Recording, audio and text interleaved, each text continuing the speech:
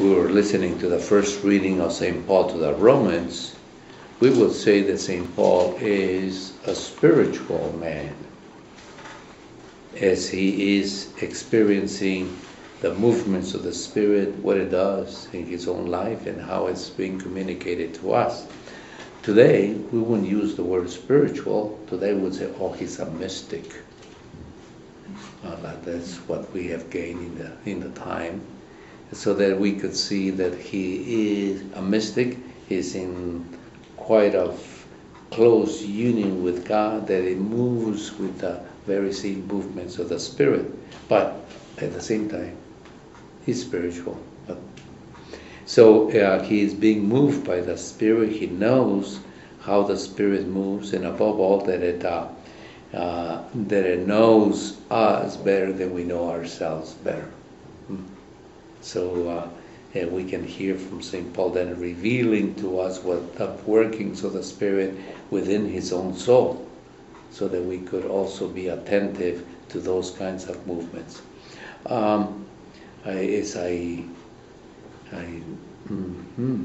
There's one phrase here that just reminds me of, was my father's favorite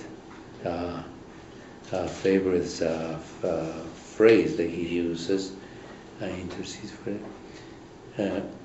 We know that all things work for good for those who love God and who are called according to His purpose.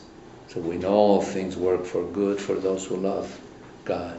And so I think he used that very same phrase in his own esquela for his own death quote that he used there from St. Paul to the Romans, chapter 8. So anyway, it just reminds me of him. It says, my hope, O Lord, is in your mercy. And as we were saying, my hope, O Lord, is in your mercy. I don't know if you noticed that when we begin the Mass, the very first part is appealing to God's mercy. So we're living this very same Psalm 13.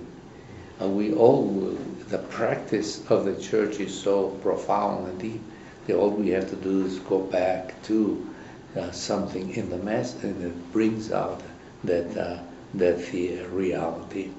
Same thing, for example, when we were talking about yesterday about the creation, God's creation, and the kingdom of God, etc., etc. Well, in the very prayers of the Barakah, it says, "Blessed are you, Father of all creation," and appeals from the very beginning of creation to the very bread that we're offering. All that is one span together, brought here in the Eucharist as one. So there's so many things in the Eucharist that which we could always relate to them or make them aware, so that we may continually appreciate the Eucharist.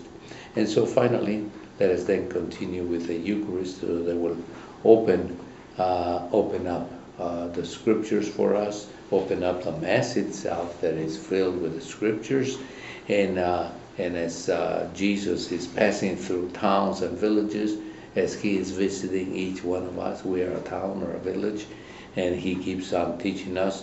And of course, as it's saying, we're making his way to Jerusalem, where he is then ready to give of his entire life for the salvation of all. And then the question comes, Lord, would only a few be saved? They don't realize that he's already given up totally of his life and is ready and is on his journey to Jerusalem. So what a question to ask him when he knows he's ready to give his life for all. And in according to the scriptural way of saying it, for some, for all, and then when we reflect on the consecration, and for some, meaning all, but also being very scriptural. Let us then continue and ask for God's mercy on us.